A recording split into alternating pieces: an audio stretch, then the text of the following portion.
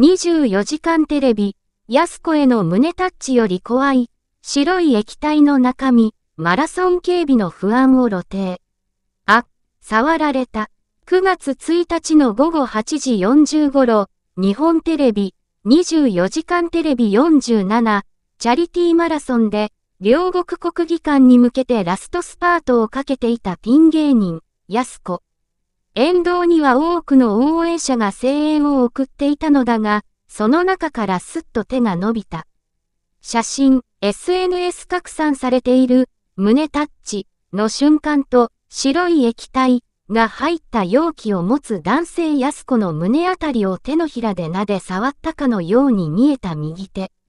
彼女の右後ろを走っていたガード役ランナーによってすぐに振り払われたが、突然の出来事に動揺したのか、目を泳がせながらも笑顔を取り繕う、主役が映し出された。全国ネットで放送された瞬間をリアルタイムで目撃した視聴者は多く、SNS 上には、触られた、などとやす子への痴漢行為を訴える投稿が続々。翌日にはネットニュースに取り上げられたことで、番組視聴者以外にも、騒動が知れ渡ることに。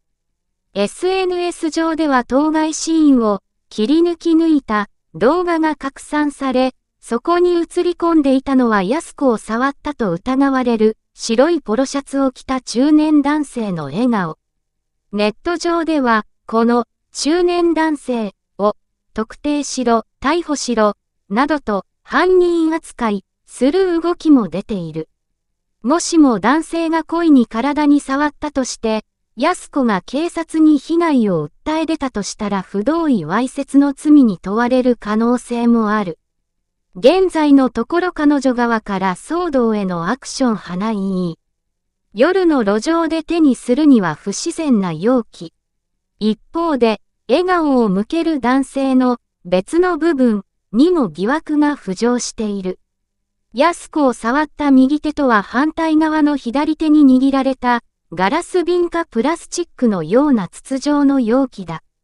改めて確認すると容器の蓋は閉まってはいるが、光の加減のためか白っぽい液体が入っているように見える。SNS 上ではこれをローションや哺乳瓶と推測する向きもあるが、いずれかだとしても夜の路上で手にするには不自然にも思える代物だ。この中年男性の行為に、あくまでも私の推測ですが、当初はハイタッチを求めたのかもしれません。とは番組を視聴した芸能リポーターの見解。同リポーターによれば、走ってくるやす子にハイタッチを試みるも警備員やスタッフに止められてしまい、それでも彼女の手に向けて右手を差し伸べたところ胸に当たってしまった、というもの。とはいえ、故意ではなかったとしても迷惑行為には違いなく、自己中心的で軽率だったことは否めません。また手にしていた不自然な容器ですが、これも当初はやす子さんに手渡そうとしていたとも考えられます。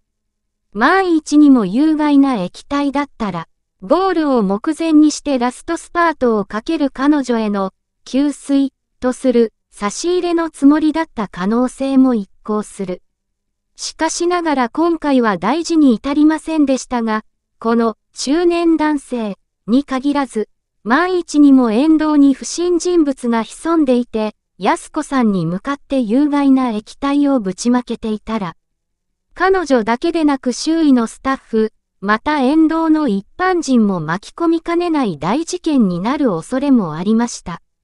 過去にもチャリティーマラソンでは、ガードをかいくぐって触られることはありましたが、今は社会情勢や治安も異なっており、また SNS でランナーの動きも手に取るようにわかる時代。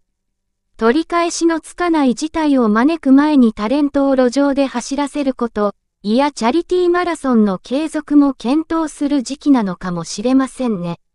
複数報道によると、日本テレビは男性の行為を把握しつつも、警察と連携して警備体制を組んでいたと、安全な番組作りに努めたことを主張しているようだ。それでも起きてしまった今回の騒動。来年、のランナーに警備の不安を持たせたことは違いない。